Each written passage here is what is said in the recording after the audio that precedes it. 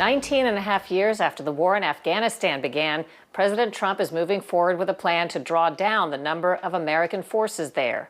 The longest U.S. war in history began October 7, 2001, when the U.S. and allies drove the Taliban from power.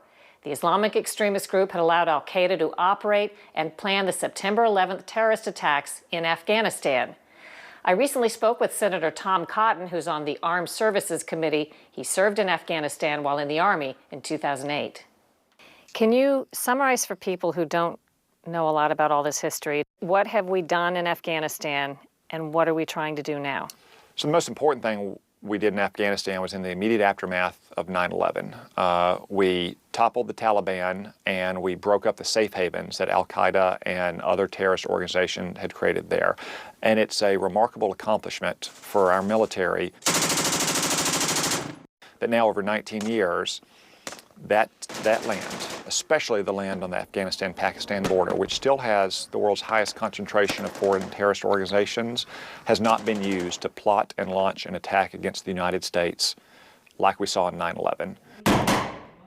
We've worked to train the Afghan security forces and help stand up the Afghan government. In the end, the only way Afghanistan is going to have stability is for Afghans to negotiate and compromise with each other, the government on the one hand, Taliban on the other hand. Tribes are mixed in there as well. What was the number of troops and what does it pull down to? I don't want to get into specific numbers because I don't think those are publicly released. I won't get into them. I could, but I won't. I heard it's been publicly said we're leaving behind like 8,600. Does that sound right?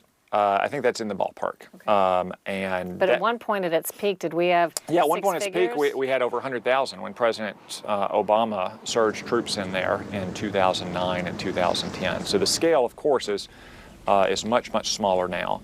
But it's still a big commitment, and it's not a commitment that we want to continue indefinitely. We don't want to have to keep our troops there forever to support the Afghan government.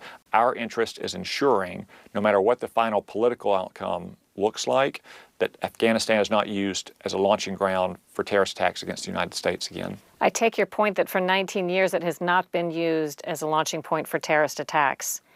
But is there something to be said about the fact that after 19 years and all the billions that we've spent and all the time we've spent there, that they are not closer to something we would more agree with in terms of a government that looks something like a democracy? Yeah, so I think we have made a lot of progress there, and they are closer to a viable political solution that will protect our interests, closer than we would have been immediately in the aftermath of 9/11. But I think it's reasonable to say that we took a detour that hasn't produced the results that were promised to the American people, something that was going to produce a government that was more like Denmark or the Netherlands, without appreciating all the differences between Afghanistan and those parliamentary-style democracies, and that the American people do not want us to continue to send tens of thousands of troops around the world to try to create new constitutional democracies. They want us to use our troops to keep our country safe.